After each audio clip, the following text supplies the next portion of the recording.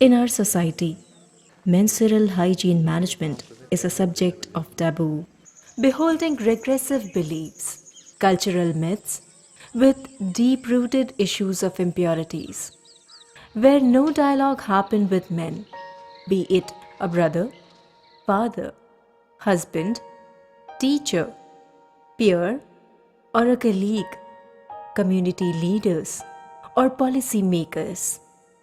In traditional Indian patriarchal family, it is a man who has the decision making power. Talking on menstruation is considered as talking on sex. Hence, any dialogue on this is prohibited. To create an enabling environment for women to change their behavior and making invisible the visible, with support from men, is of paramount importance. Menstrual hygiene management will be half a success if men are not addressed.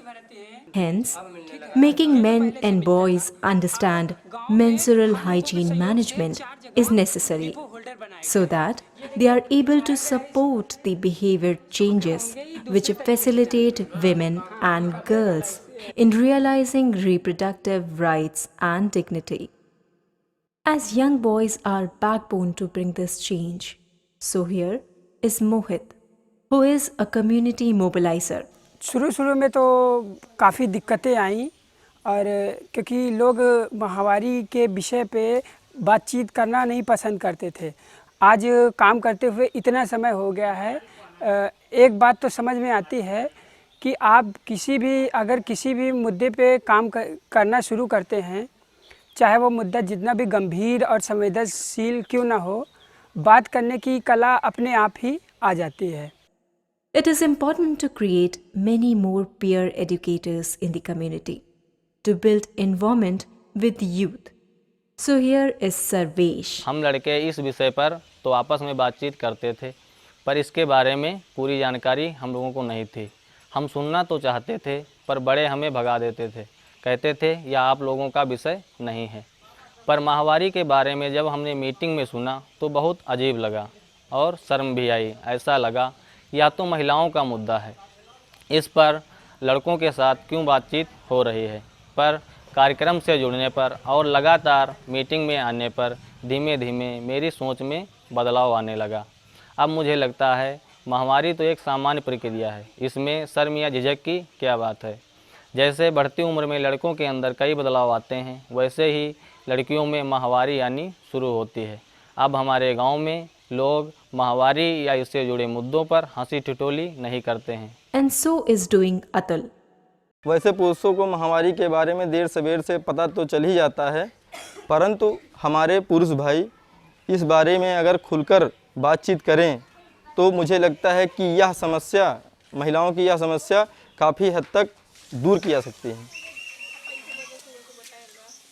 Along with youngsters, the elder men in the family are important because they take decision about making hygienic infrastructure in homes and in the community.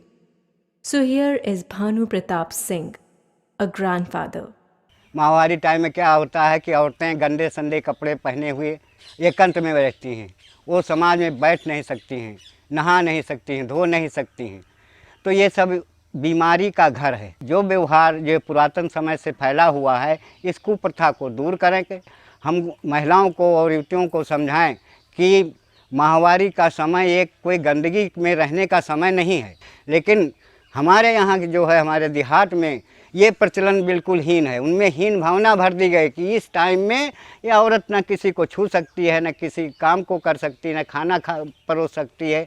तो ये भावना तभी दूर हो सकती है जब हम और अपने बुजुर्गगण समझें, अपने घरों में शौचालय, अपने घरों में स्नानगृह की व्यवस्था करें और उनको समझाएं कि इस टाइम पर, माहवारी टाइम पर ख़ास तौर से स्वच्छता और साफ़ सुथरा रहना बहुत ज़रूरी है। As girls' retention in school once they approach menarche is heavily dependent on the facilities around menstruation available in schools. Hence, involving the teachers like Sayyid Muhammad Zafar Iqbal हर माह में एक सत्र इस पर ख़ास तौर से लिया जाता है, जिस पर हमारे यहाँ चर्चाएं होती हैं खोद के गंदा कपड़ा जो है वो गड्ढे में डाल लिए और किशोरियों को इसके लिए इसकी जानकारी दी जाती है। यहाँ पर सैनिटरी नैपकिन की व्यवस्था भी सुनिश्चित कराई गई है और उनको वक्त वक्त पर उसकी आवश्यकता के अनुसार उपलब्ध भी कराया जाता है, जिसकी वजह से पहले के मुकाबले में अब हमारे यहाँ बच्चियों की उपस्थिति पर काफ़ी अच्छा असर पड़ा है। Influencing the marginalized communities and resistant families is the job of village leader. Mr. Shiv Kumar does the same. हमें खुशी है कि अब हमारे गांव की महिलाओं और किशोरियों को महीने के कुछ खास दिनों में कम असुविधा होगी, क्योंकि अब तो हमारे हर गांव में डिपो होल्डर खुल गए हैं। इससे महिलाएं एवं किशोरियां साफ सफाई का विशेष ध्यान रखेंगी, क्योंकि कार्यक्रम में सही तरह से कपड़े व पैड नष्ट करने की जानकारी दी जा रही है। Environment can be built around villages, clusters with this approach, but until and unless big change in policy happens, women will remain unheard and unseen. Mr. Amit Kumar Ghosh, the Secretary Health of the state, is doing the job. Menstrual hygiene का कार्यक्रम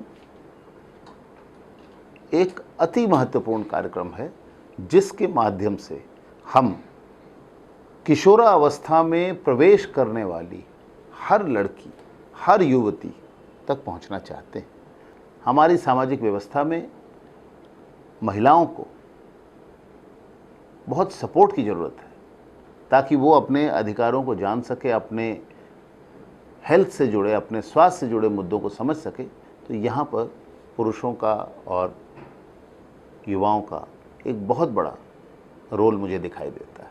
We need collectives of men and boys, not only to generate awareness on the issue, but to create conducive environment in the community for positive behavior change.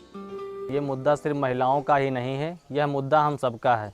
इस पर हम लोगों को खुलकर बात करनी चाहिए, क्योंकि हमारी नहीं है शर्म की बात, ये तो है ईश्वर की सौगात। This is the story of positive deviance with men on menstrual hygiene in a small cluster of Chinhat block in India, making invisible the visible.